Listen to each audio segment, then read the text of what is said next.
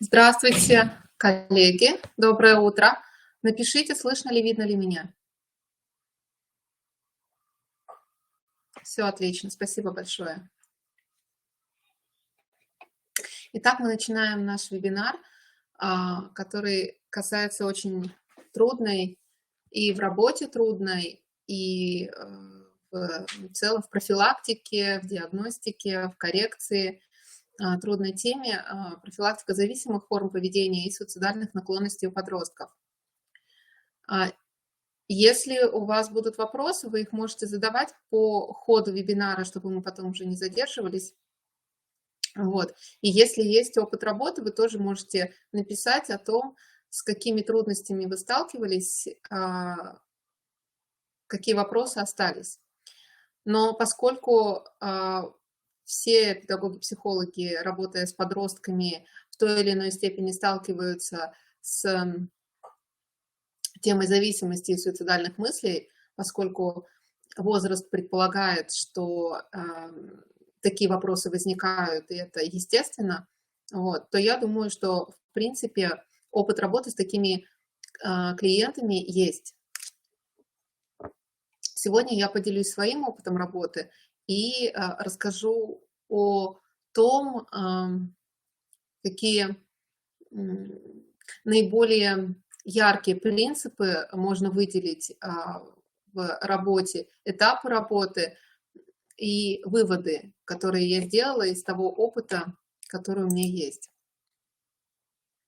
Я Татьяна Анатольевна Асташова, я клинический психолог, сертифицированный сказкотерапевт, супервизор, то есть провожу супервизии для практикующих психологов, и консультант Республиканского консультационного центра, который является организатором данного вебинара.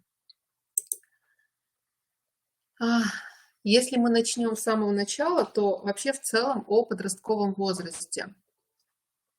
Знание особенностей подросткового возраста позволяет нам уйти от иллюзии того, что он может пройти незаметно. Он может пройти незаметно для не очень внимательного наблюдателя. В душе подростка подростковый возраст пройти незаметно не может. Поэтому в любом случае есть опасности, которые таит в себе этот возраст, и мы должны к этому быть готовыми, вооружая родителей знаниями об особенностях подросткового возраста и о том, каким образом можно эффективно реагировать на порой негативные проявления, которые могут быть. Подросток – это уже не ребенок, но еще не взрослый. Это состояние между, вот если мы зрительно, визуально представим картинку, вот состояние между, да, оно и характеризует все внутреннее состояние этого ребенка.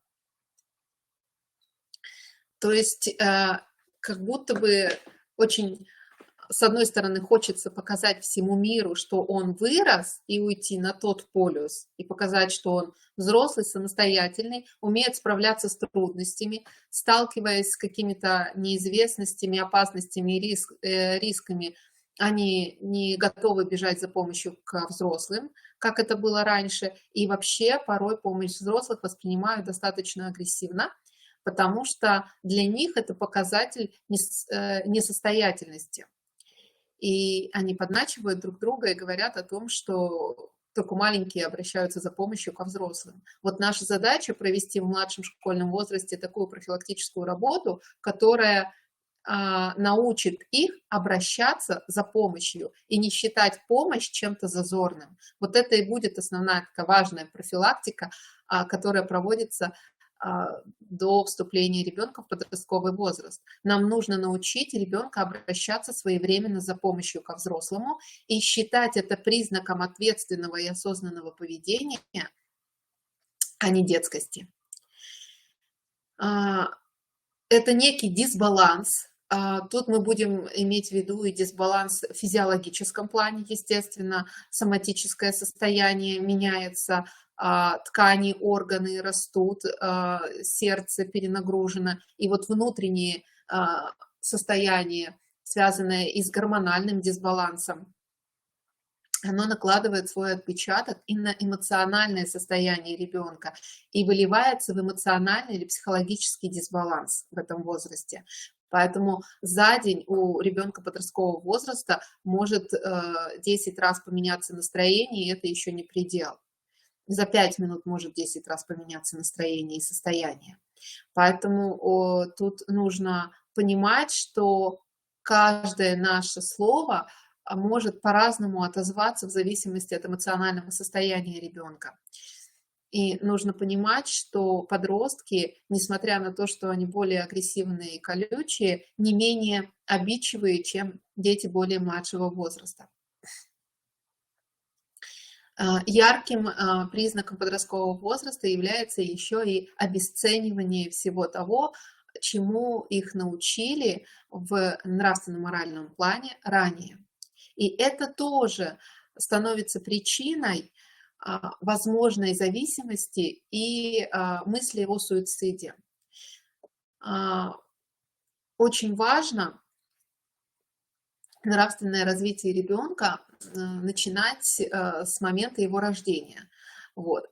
Чем более глубоко в нем сформированы нравственные представления, сформированы принципы, ценности семейственности, государственности, тем более устойчиво это будет в подростковом возрасте. Но нужно понимать, что иногда кажется, что эта работа была проведена зря, потому что обесценивание – это то, что сопровождает подростковый возраст.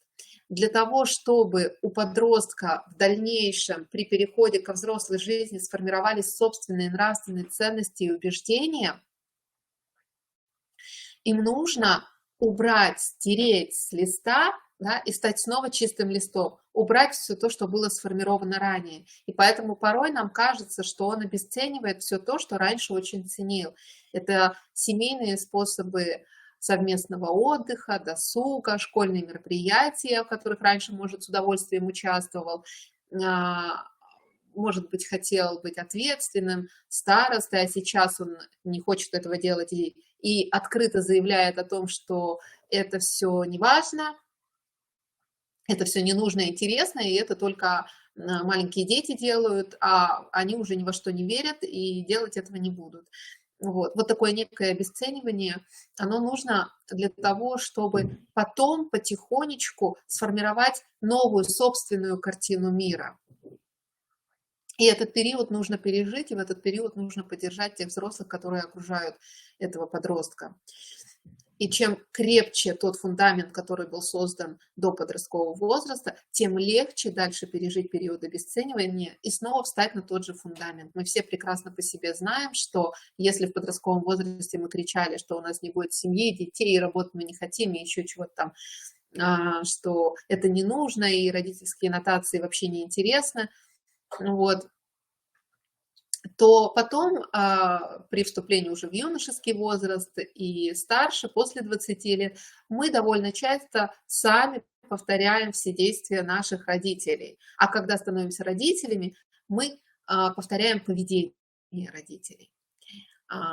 И очень часто воспитываем своих детей и читаем такие же нотации своим детям, против которых выступали в подростковом возрасте. Вот. Поэтому обесценивание – это временный период.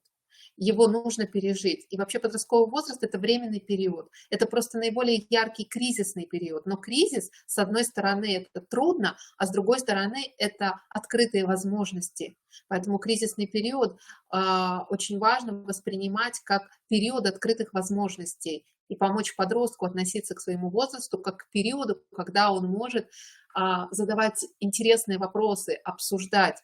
И когда мы его вовлекаем в это, обсуждение, дискуссии, одна из любимых форм работы с подростками, это как раз организация дискуссий, потому что они с удовольствием дискутируют, выражают свою точку зрения, если дать им такую возможность. Поэтому они ценят учителей, с которыми можно поговорить, которые их воспринимают не как маленьких детей, которых нужно загонять в жесткие рамки. Подростки вообще сопротивляются любым жестким рамкам.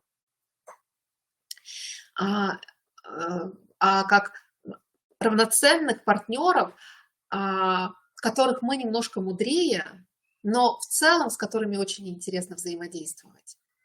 Вот, и порой идеи и предложения подростков достаточно интересные, они раскрываются. Это то, что касается обесценивания. Подростковый возраст еще характеризуется потерей опоры.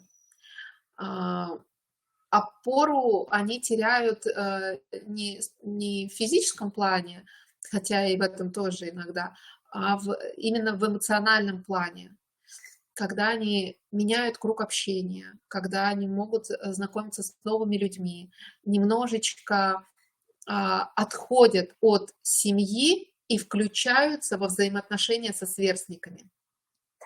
И вот тут меняется их референтная группа. То есть если раньше запрет родителей воспринимался как руководство к действию, то сейчас запрет родителей воспринимается как что-то ненужное, надоедливое и недостойное внимания подростка. Поэтому с запретами в подростковом возрасте нужно очень, очень осторожно действовать. Не все подростки, конечно, обесценивают, и не все подростки сопротивляются запретам, но по большей части наши запреты выльются в закрытость и уход. А наша задача в работе с подростками сохранить, я прошу прощения, приболела, сохранить доверительные отношения. И вот если у нас получается, как специалисту, сохранить с подростком доверительные отношения, то в дальнейшем это выльется в продуктивную работу с ним, продуктивную профилактическую и продуктивную коррекционно-развивающую работу с ним. Но как только он почувствовал, что нам доверять нельзя, вдвойне трудно будет восстановить. Формировать легче, чем восстановить утраченное. В работе с подростками это очень ярко видно. Если он узнает, что содержание нашей беседы стало достоянием еще кого-то, то в следующий раз мы не сможем вытащить из него ни капельки информации. Вот. И если нам необходимо по тем или иным причинам, особенно когда это связано с зависимостью и суицидальными мыслями, донести информацию до законных представителей, до администрации учреждения, то это все обсуждается с подростком. И границы открытости тоже обсуждаются во взаимодействии с подростком. Он должен понимать, до какой степени он готов открыться, зная, что это уйдет. И это как раз помогает сформировать наши взаимные зоны ответственности. Откуда формируются зависимые отношения как таковые? Они формируются из зависимых отношений в семье. Если семья дисфункциональна, и если в семье есть зависимый и созависимый, то у подростка формируется созависимое поведение, которое провоцирует как раз его зависимости. Мы потом попозже немножечко затронем, какие могут быть формы зависимости. Но в целом форма зависимых отношений, конечно, формируется на уровне семьи. И тут я привела примеры. Одна крайность – это зависимость, а вторая крайность – это независимость. Поэтому стремление подростка к независимости – это тоже крайность. И наша задача в занятиях продумывать темы, которые раскрывают органичность взаимозависимых отношений. Мы не можем быть независимые ни от чего. Мы все равно соблюдаем правила, которые есть в школе, правила, которые есть в семье. Мы все равно опираемся на те принципы, которые приняты во взаимоотношениях, на те законы, которые есть в нашем обществе. То есть мы не можем быть свободны и независимы ни от чего. Мы ориентируемся на расписание уроков, на то, что ко взрослым обращаемся на «вы». То есть все равно есть некие правила и установки, которые делают нас зависимыми от них. Но это то, что называется взаимозависимостью.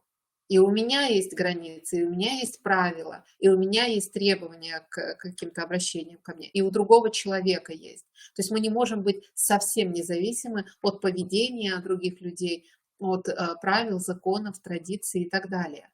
Но при этом мы достаточно свободны для того, чтобы осознанно их принимать или не принимать.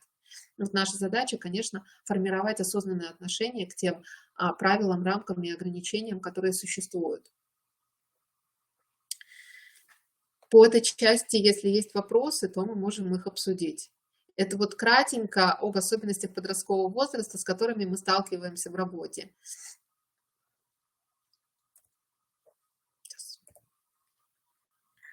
Мгм. Вот. Конечно, зависимое поведение рождается в семье, но нужно понимать, зависимость воспринимается внутренне сознанием как спасение.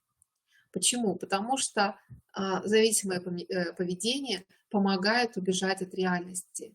Подросток убегает от реальности, которая по тем или иным причинам стала для него невыносимой.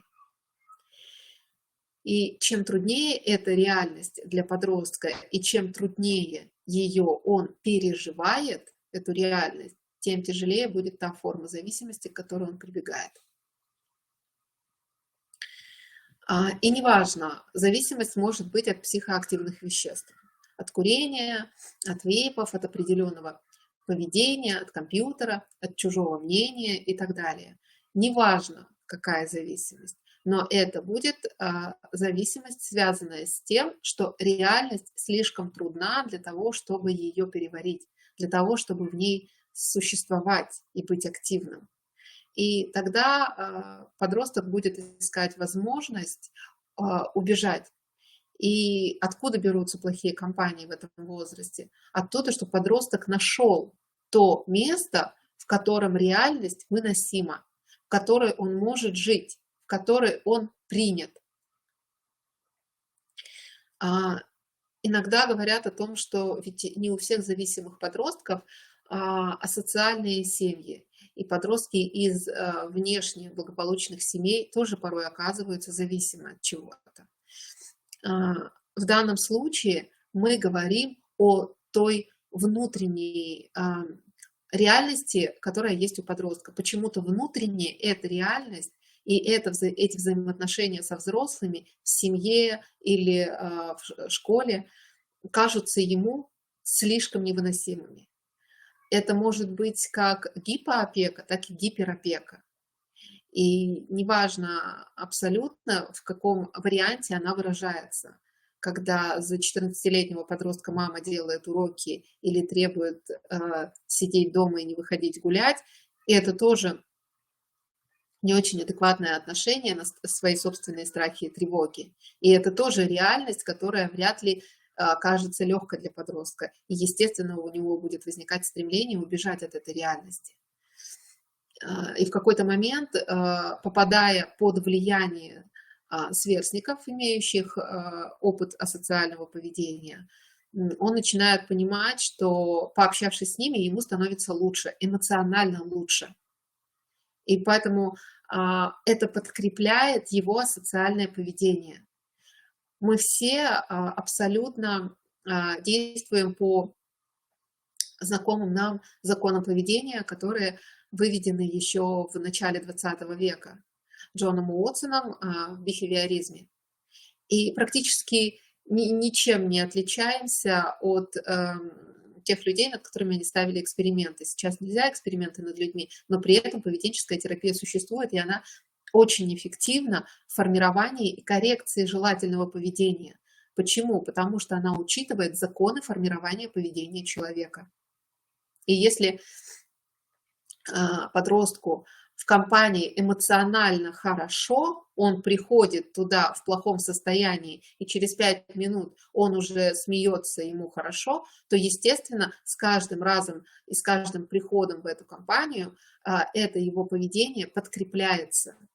И порой он осознанно понимает, что это не очень хорошо сказывается на его успеваемости, на его взаимоотношениях со взрослыми и с друзьями, которые были раньше. Но он ничего с собой не может поделать. Почему? Потому что поведение сформировано, и это такой автоматический паттерн, который возникает сразу, как только становится эмоционально дискомфортно. То есть мне плохо, я пришел туда, мы вместе посмеялись, мне стало хорошо. И в следующий раз вот эта вот нейронная цепочка формируется, формируется, формируется. И в следующий раз, когда ему становится плохо, первая мысль какая? Я уйду с этого урока туда, где мне хорошо. Если бы ему было так хорошо в семье, он бы шел в семью. То же самое касается употребления психоактивных веществ. Мне плохо, я с ребятами выпил, там, не знаю, попробовал пиво, может быть, стало плохо, поэтому в следующий раз не сильно захочется пробовать. Попробовал сигарету, может быть, и не захочется. Но если я попробовал сигарету, и тут ребята подкрепили мое поведение, сказали: ну, слушай, какой ты молодец, ты уже большой, теперь ты с нами, теперь ты в нашей компании, вот, и мне стало хорошо, я почувствовал гордость, то в следующий раз, когда я хочу испытать эту эмоцию, у меня возникает идея о том, что это сделать можно так. Поэтому желательное поведение ребенка, конечно, нужно подкреплять теми способами, которые есть у взрослых. То есть, когда ему плохо, мы создаем ему условия, чтобы ему рядом с нами стало хорошо.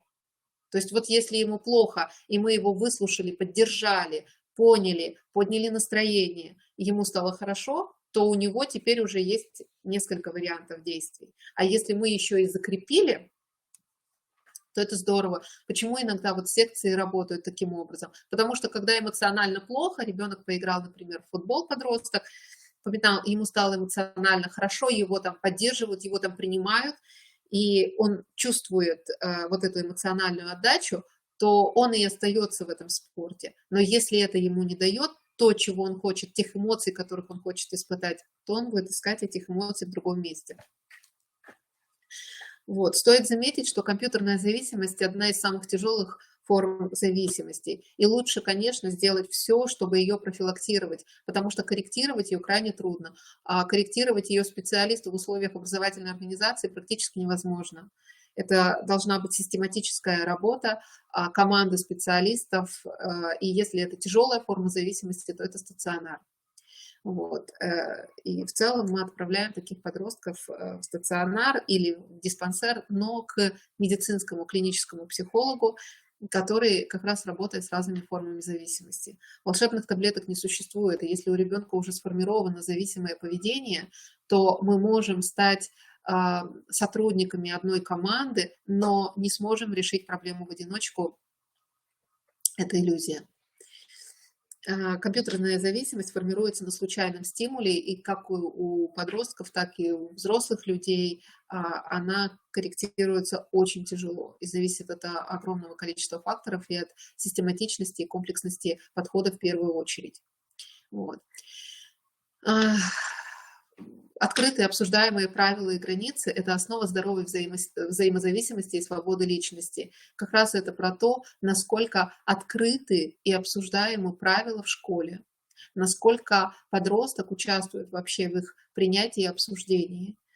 Или правила ему кажутся принятыми взрослыми, не учитывающими его собственное мнение. Они, естественно, принимаются взрослыми. Просто на основе того, что мы более мудрые взрослые, мы можем сделать так, что подросток ощущает собственную значимость и причастность к тем делам, которые происходят в образовательной организации. Вот когда он чувствует свою значимость, нужность, сопричастность и вовлеченность в то, что происходит вокруг него, тогда мы в меньшей степени можем столкнуться с его зависимостью.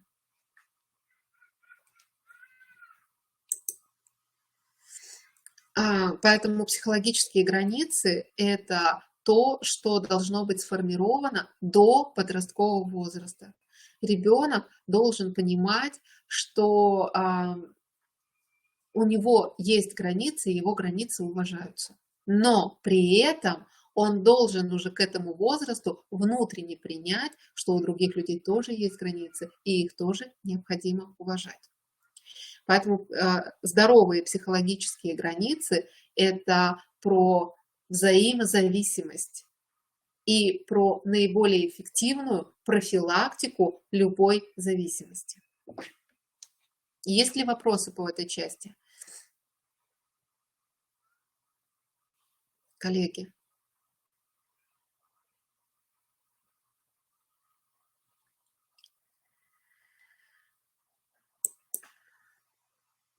Хорошо, тогда мы идем дальше. Очень часто задают вопрос по поводу того, есть ли возможность подстелить соломку и уберечь ребенка от всего. Я думаю, что как специалисты вы прекрасно понимаете, что уберечь ребенка от всего невозможно, во-первых, а во-вторых, не нужно. Это вред. Поэтому стелить соломку не нужно однозначно. И опекать ребенка не нужно. Наша задача сделать все, чтобы к тому времени, когда он будет жить отдельно и самостоятельно, он справился с теми жизненными трудностями, с которыми он сталкивается. Если у него нет опыта решения, нет опыта преодоления, то каждая трудность будет восприниматься им как смертельная. И вот в этой ситуации как раз и возникают суицидальные мысли, потому что кажется, что суицид – это единственный выход от той реальности, которая кажется ребенку невыносимой. Наша задача сформировать навыки преодоления трудностей. Не убеждать его, что трудностей не бывает, и мы все за тебя решим, и мы тебе поможем, а убеждать его в том, что у него есть внутренний ресурс для преодоления тех жизненных трудностей, с которыми он будет сталкиваться. А сталкиваться он будет. Это нормально и это естественно. Человек, у которого нет проблем, вряд ли живет. Единственная наша задача как специалистов – это сформировать у ребенка автоматический навык восприятия любой проблемы как задачи. И поэтому на моих занятиях с подростками мы с ними каждую проблему, которую он озвучивает, выписываем, ставим напротив нее стрелочку и пишем слово «задача». Для того, чтобы сформировать на уровне рефлекса вот эту нейронную связь, проблема и сразу задача. Для того, чтобы в следующий раз, когда он скажет себе «у меня проблема», у него автоматически вышла ассоциация с «у меня задача». Вот. И это должно быть доведено до автоматизма, поэтому на каждом занятии мы с ними формулируем те задачи, которые вытекают из тех трудностей, с которыми он сталкивается. Вот. А потом формируется автоматический навык, и вот где-то на третий, на четвертый раз уже без моей помощи подросток говорит: у меня задача. И вот это как раз говорит о том, что работа проведена хорошо, что она действительно имеет позитивное влияние на формирование навыка преодоления трудностей. Вот. И мы все, конечно, представляем себе, что будет с ребенком, который идет по соломке. Да? В тот момент, когда соломку будет некому подстелить, и рядом не будет опекающего его взрослого, ребенок споткнется и упадет. Поэтому дети как из гипоопекаемых, так и из гиперопекаемых семей находятся в зоне риска. Нам нужно формировать адекватные границы, адекватные взаимоотношения. Из опыта работы с подростками с суицидальным поведением. Внешнее неблагополучие не является критерием суицидального поведения подростка. Скорее, наоборот, это может мешать нам проводить качественное наблюдение за эмоциональным состоянием и поведением подростка. Наши шаблоны иногда мешают нам увидеть то, что нужно увидеть в поведении и в эмоциональном состоянии подростка. Вот. А тут хочется отметить следующие пункты, исходя из того опыта, который у меня есть. Чей запрос чаще всего, родителя или подростка? Запрос чаще всего от родителя. Подросток крайне редко приходит ко взрослому и говорит о том, что он думает о суициде. Почему? Потому что это табу. Это тема, которую очень боятся взрослые, и подростки, естественно, понимают, что тема табуированная, и обсуждать серьезно эту тему с ним никто не будет. Вот. Во-первых. А во-вторых, нужно понимать, что в тот момент, когда он мысли о суициде уже озвучивает, то это как раз уже говорит о том, что это не первый день и не первый месяц эти мысли у него в голове. Поэтому то, что он об этом не говорит, и то, что он по этому поводу не обращается за помощью, это абсолютно естественно. Но с другой стороны, плохо, что за помощью обращаются родители. Родители в крайней ситуации часто обращаются за помощью, потому что, во-первых, для них тоже тема страшная, табуированная, вот, а во-вторых, они очень боятся быть некомпетентными родителями и очень боятся критики, оценки их как родителей от специалистов. Вот. Поэтому если родитель пришел с запросом, то это, скорее всего, про то, что много-много времени уже упущено, и то, что происходит, уже больше неконтролируемо. Вот. Поэтому нужно быть готовым к тому, что работы предстоит серьезно и много. Чей страх, родителя или подростка? Вот в тот момент, когда они обращаются за помощью, это, конечно, страх родителя, и он уже настолько велик, что без специалиста ему действительно с ситуацией уже кажется, что он не справится. Вот. У подростка есть определенные страхи, но вот касаемо смерти чуть-чуть поменьше страхов у них, потому что рисковое поведение – это довольно часто поведение, которое сопровождает подростковый возраст. Поэтому тут разные уровни тревоги и страха. Вот. И с кем работать, с родителями или подростком? Работать со всеми. И с родителями, и с подростками, и с тем окружением, в котором есть подросток. Если это образовательная организация, то с окружением образовательной организации.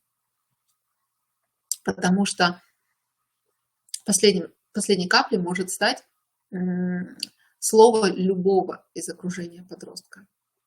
И без командной работы качественную профилактическую и коррекционную работу проводить невозможно. Надо быть честным с самим собой. В кабинете психолога вопрос не решится, если не задействовано окружение подростка. Откуда подросток пойдет из кабинета психолога? Он пойдет домой, он пойдет на урок. И именно поэтому командный подход – наиболее эффективный подход. Этапы и принципы работы, которые я выделяю и которые, с моей точки зрения, очень важны для соблюдения в работе. Необходимо на начальных этапах снимать напряжение, снимать те страхи, тревоги, которые связаны с доверительными отношениями со взрослыми. Единственное, чего боится подросток, это доверять, открываться, особенно незнакомым взрослым. И нужно провести качественную подготовительную работу для того, чтобы потом открыто обсуждать те темы, которые волнуют подростка. Именно по этому поводу напряжение, страх и тревогу. И, естественно, это сопротивление. Он живет в этом состоянии и редко позволяет с первого, со второго, даже с третьего раза допустить близко к себе другого взрослого, который попытается вмешаться и причинить добро. Поэтому, естественно, будет определенное сопротивление. Ребенок будет не договаривать, ребенок будет не открываться, ребенок будет где-то утаивать, где-то игнорировать, где-то обесценивать. Это нормально. И мы как специалисты с этим сталкиваемся в работе практически с любыми клиентами, не только с таким запросом. Вот. Дальше, что важно, это способность принять боль подростка. Ему больно, и ему больно настолько, что реальность невыносима. Обесценивать состояние подростка и говорить о том, что не переживай, все будет хорошо, все экзамены сдавали, и ты экзамены сдашь, это недальновидно и непрофессионально. Мы не можем обесценивать ту боль, которую он испытывает. Для него может быть приходить каждый день в школу – это боль. Для него, у меня в работе была девочка, и сейчас есть, но мы сейчас на этапе уже просто поддержания, сопровождения дальнейшего, потому что минимум год нужно сопровождать такого подростка. Минимум год. До того момента, когда мы отпустим его и не будем задавать вопросы, как ты себя чувствуешь, нет ли необходимости поговорить. Вот. Есть девочка, для которой ее внешний вид был настолько не принимаем ею, да, вот это про дисморфофобию, и у нее уже был диагноз к тому времени, когда она обратилась. Вот, и она закрывала лицо. Вот. Благодаря ковиду лицо стало можно закрывать маской. И она ходила в маске. Она ее не снимала никогда.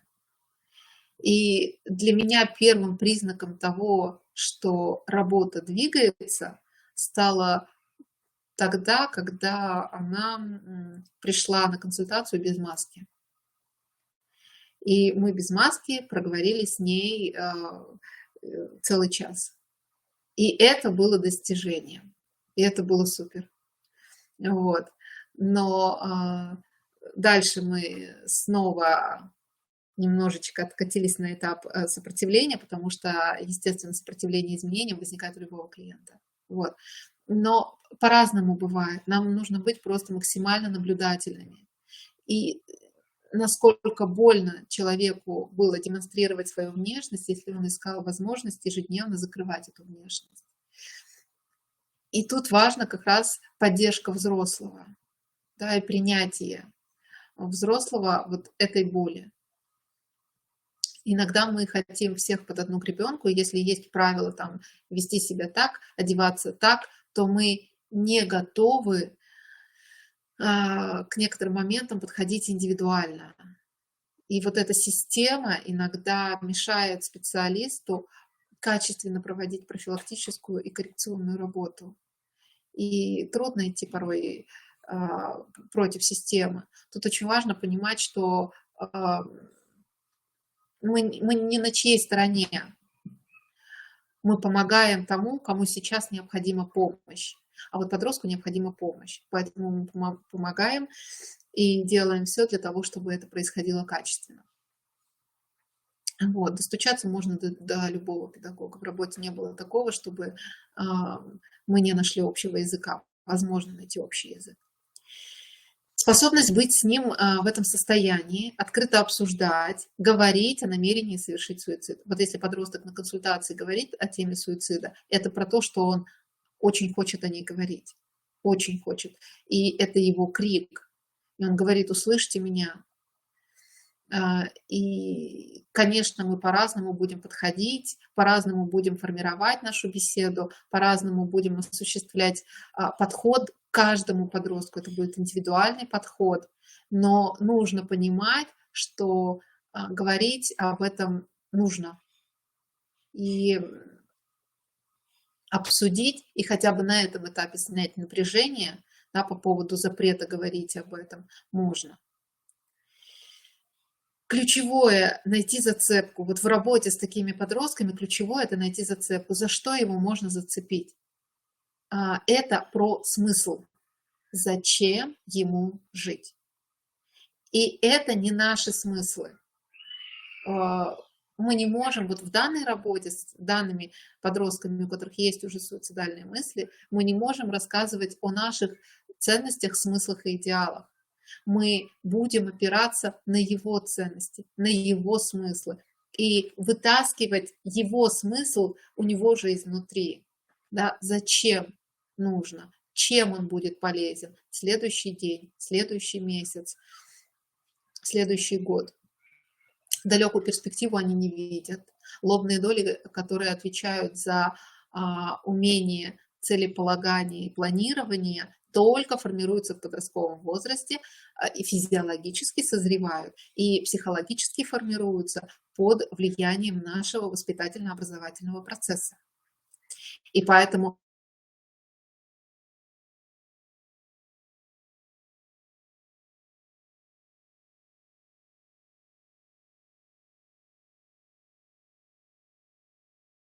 далекую перспективу вы будете для того, чтобы потом устроиться, путешествовать и так далее, иногда это не актуально для подростка. Он видит близкую перспективу. Ему плохо сегодня, здесь и сейчас. И ему нужно сделать хорошо сегодня, здесь и сейчас. Слышно ли, видно ли меня? У меня немножечко подзависло. Поставьте, пожалуйста, плюсик, если все хорошо.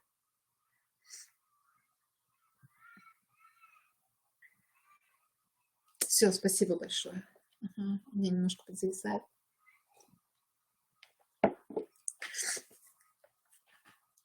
Вот. А, Найти зацепку, говорить с ним на одном языке, проявлять уважение к его точке зрения, выбору и позиции. Нужно понимать, что в тот момент, когда мы начнем с ним спорить, мы закрываем двери. Да, у нас может быть другая точка зрения, и вообще крайне противоположная. И нам кажется, что он действует и думает, и делает неправильно, и он рушит свое будущее. Да, это может быть так. Но для того, чтобы он нас услышал, нам нужно сформировать доверительные отношения. Для того, чтобы он увидел эту ситуацию с другой стороны, нам нужно научить его выходить из этого. Давай обсудим, давай поговорим. Да? Современные подростки уважают взрослых, которые знают об их интересах. И если они большую часть времени проводят в гаджетах, то нужно понимать, что они там делают. И если вы не знаете, это не страшно. Страшно, когда вы не хотите узнать, когда им не интересно, когда они рассказывают про то, что играют в Brawl Stars, а вы не знаете и знать не хотите. И вы просто отмахиваетесь и говорите, компьютерные игры вредны. Конечно, вредны. Более того, они так пагубно влияют на формирование мировосприятия подрастающего поколения. Но для того, чтобы нас услышали, для того, чтобы подросток посмотрел на это нашими глазами, нужно выстроить с ним определенные отношения.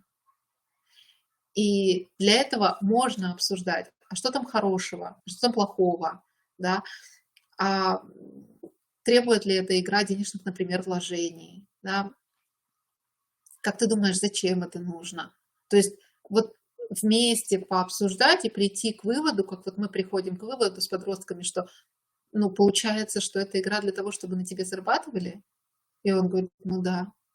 Вот, ну, то есть нам нужно выстраивать с ними контакт таким образом, чтобы он услышал, чтобы он понял, что мы не воюем, что мы не против, про то, что мы готовы услышать и готовы обсуждать, готовы говорить про это. Вот.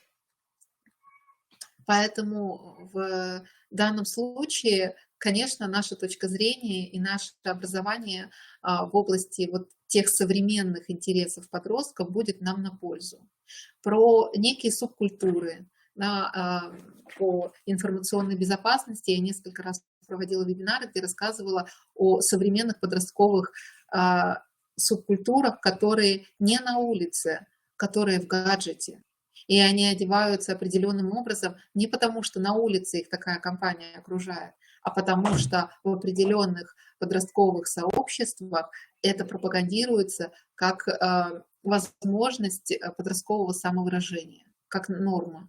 Поэтому, если мы понимаем определенные тенденции развития информационного пространства, то это будет только на пользу, только в плюс. Ну и темп. Нужно понимать, что волшебных таблеток нет. Быстро провести профилактическую и тем более быстро провести коррекционную работу не получится. И за одну встречу с подростком изменить его мировосприятие невозможно. Нужно нацеливать себя и нацеливать окружение подростка на длительную совместную командную работу. Подготовить самого подростка к тому, что желание уйти из терапии – это нормально. То есть нужно проговаривать о том, что у тебя будет желание не приходить на занятия. Это нормально. Даже если он сам инициировал свой приход, и ему нравится заниматься, иногда будет желание не приходить. И это тоже про динамику, про то, что ваши взаимоотношения меняются, где-то, может быть, вы что-то задели, а где-то, может быть, он чувствует, что вы начали идти вперед, а ему очень страшно идти вперед. Он длительное время не видел своего будущего.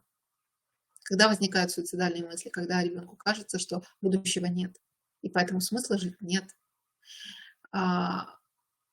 Поэтому, когда постепенно в разговоре мы начинаем говорить уже и по вопросам профориентации, когда начинаем говорить про возможность сдать экзамены, про возможности подготовки с учетом временных затрат и так далее. И подросток начинает понимать, что ну да, вообще-то это преодолимо, а вообще-то, оказывается, это можно, и иногда может стать сопротивление. А это значит, что что-то нужно делать по-другому. А он уже привык, что ему ничего не интересно, ему не нужно. И в этом случае тоже он может столкнуться с сопротивлением. Сопротивление изменениям как раз возникает тогда, когда эти изменения наступают. То есть вот начало меняться, и очень это непривычно. Очень непривычно улыбаться, очень непривычно открывать лицо, очень непривычно действовать по-другому, а вот эти вот автоматизмы, паттерны, сформированные ранее, будут давлеть, будут влиять. И поэтому это тоже может стать причиной сопротивления. И в этом случае он как раз и может обесценить. И он может озвучивать, каким образом свое сопротивление, что ну вообще мне ничего не помогает, и поэтому я к вам больше ходить не буду. Вообще с вами неинтересно, обсуждать мы это не будем. Да? То есть нам нужно быть достаточно крепкими, устойчивыми психологически самим для того, чтобы принять это как динамику в работе. Вот. И сказать, что окей, давай ты придешь, и мы с тобой обсудим. Давай поговорим. Вообще это норма, когда тебе не хочется приходить и хочется обесценить чужую помощь. Это норма. Может быть, мы где-то задели что-то не то. Может быть, мы обсудим. Страшно что-то менять, это нормально. Такое бывает. Нам нужно продолжать работу, и поэтому мы можем сегодня поговорить на другую тему. Вот. То есть в зависимости от того, что происходит на текущем этапе, мы выстраиваем работу в дальнейшем. Дальше. Мы не берем в тренинг таких подростков. Я думаю, что это истина, которая известна всем специалистам. Нельзя брать в тренинг развивающей работе, в развивающей работе, в личностных тренингах и так далее. Нельзя брать подростков, у которых есть суицидальные мысли. Поэтому мы не вдохновляем их, мы им ничего не обещаем. Мы вот в данном конкретном случае мы учимся выживать в тяжелой ситуации. Каждый день мы выживаем, мы учим подростка выживать, жить. Мы с ним принимаем ситуацию трудностей, мы ничего не обещаем и не говорим, что завтра будет легче. И мы их в тренинге не вдохновляем на то, что у него есть силы. Мы за него это не делаем. Мы просто эти силы тренируем каждый день в индивидуальной работе. Мы ему говорим о том, что у него есть ресурс. И ищем этот ресурс вместе.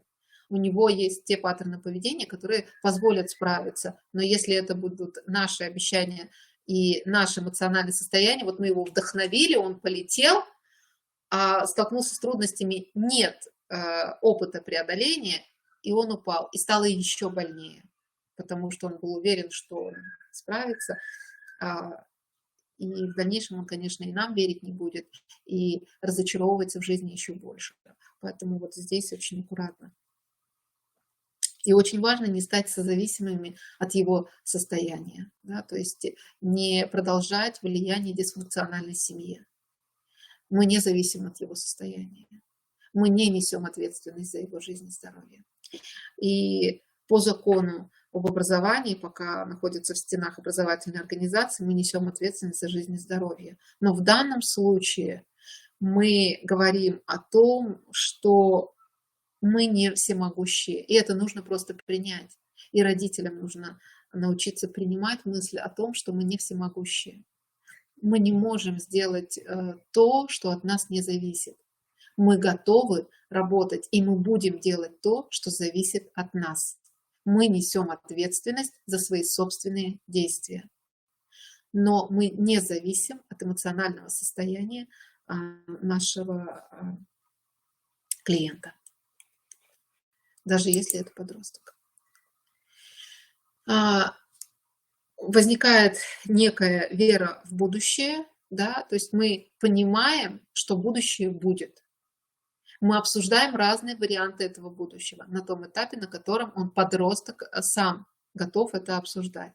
Мы вместе учимся понимать, что есть выбор, что можно пережить трудности, что после неуспеха можно жить, потому что с суицидальными мыслями приходят подростки, которым кажется, что если с ними что-то случится, они умрут. Если он не сдаст экзамен, он умрет. И вот нет жизни, нет после этого будущего, потому что им не рисуют такое будущее. Им говорят, что вы должны сдать, тогда, когда вы сдадите, вы должны поступить. А что будет, если вы не сдадите? Это будет плохо, это будет стыдно, это будет критиковать каждый, кому не лень. Нет, мы говорим о том, что жизнь после неуспеха любого есть. Нам нужно будет сделать то-то, то-то, то-то. То есть, если ты не сдашь, что ты будешь делать? И планируем. Нужно будет сделать вот это, вот это, вот это. Можно помочь в поиске информации. Если ты не поступишь вот в этот вуз, что ты будешь делать? Ты будешь делать вот это, вот это, вот это. Всегда должны быть варианты. План А, план Б, план С. Всегда. И тогда возникает ситуация выбора. Нельзя создавать эмоциональные качели. Я уже говорила про то, что не надо вдохновлять, потому что больно будет падать. Вот у них и так внутренне все так разбалансировано, что наши эмоциональные качели, как и печаль, так и излишняя радость, они тоже внутренний эмоциональный баланс еще не создан, и поэтому он не может опираться, он опирается на внешнее. И поэтому внешнее спокойствие, внешняя уверенность поможет ему обрести внутреннее спокойствие, внутреннюю уверенность. Вот. Возможно, в работе с вами это будет его первый опыт принятия, без оценки и без критики. Оно само по себе уже терапевтично. Когда он понимает, что он может быть здесь настоящим, что он может рассказать о том, что он ненавидит эту учебу, и ему за это ничего не стало. Вот он пришел, рассказал, и его не стали критиковать и говорить, какой ты плохой, какие-то мысли плохие. Да, ему сказали, что да, бывает так, что и мы устаем от работы. Бывает так, что не хочется приходить. Бывает нет настроения. Это нормально, мы все устаем. И ты устал, ты устаешь от этого. Что мы можем с этим сделать? Да? То есть мы все время переключаем на задачу. Есть проблема, мы ее все время переводим в задачу. Что с этой задачей сейчас мы можем сделать? Как мы можем ее решить? Помните, что зависимость как раз частая причина суицида. То есть вот если у подростка есть какая-то форма зависимости, то это повышает его риск суицидального поведения. Потому что трудно выйти из зависимости, особенно когда неадекватное окружение, которое не помогает из этого выйти, то это, конечно, может оказаться не полезным. Вот. Поэтому мы всегда думаем о первой причине нежелания жить. Да? То есть если есть зависимость, то мы решаем вопросы с зависимым поведением, и параллельно решаются вопросы смысла жизни. Вот. Супервизия специалистов, которые работают с подростками, обязательно. Это психогигиена, которая позволит оставаться в ресурсе при работе с любыми клиентами. То есть это просто необходимая, обязательная профессиональная гигиена для того, чтобы принять, что мы не всемогущие, и продолжать делать свою работу качественно, нужно периодически качественно перепроживать свои собственные накопившиеся эмоции.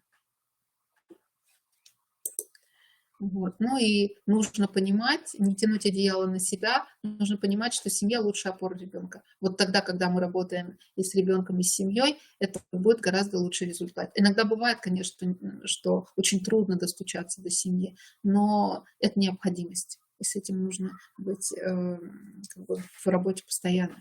Вот. Что мы еще обязательно таким подросткам даем? Мы всегда даем им телефон доверия. Всегда. Бывают ситуации, вот я рассказываю своим подросткам, например. Бывают ситуации, когда ты не можешь до меня дозвониться.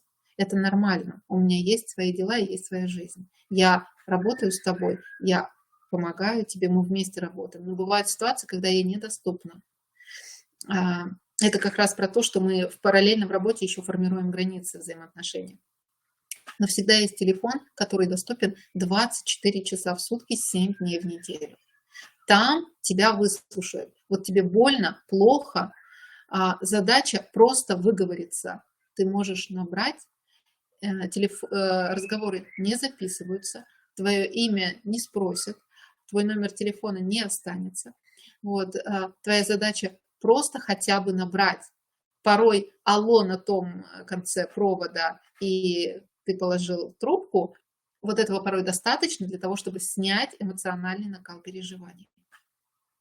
Поэтому вот такая кнопочка SOS должна быть у них под рукой. Да, и можно говорить о том, что это абсолютно нормально, обращаться за помощью. Я с этого начинала. Вот.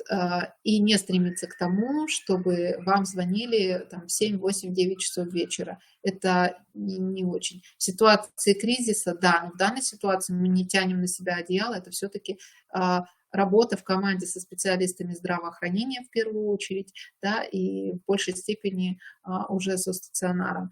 Вот. А если он не в стационаре, то мы можем быть в рабочее время в доступе и оказывать необходимую помощь. Но в нерабочее время у него должна быть возможность обратиться к специалисту. Вот. То, что мне показалось важным озвучить в моем выступлении, сейчас, если есть какие-то вопросы, то я отвечу на них, или если есть желание рассказать о своем опыте. Насколько было полезно. Давайте традиционную минутку на обратную связь, и потом будем завершать.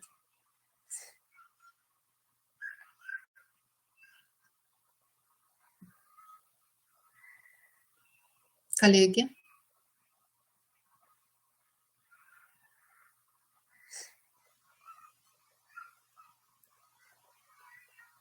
Угу. Спасибо за обратную связь. Если было интересно и полезно, я очень рада. Угу. Хорошо, я надеюсь, эта информация поможет в вашей работе, которую вы осуществляете ежедневно. Тогда мы будем прощаться. Всего доброго. До свидания.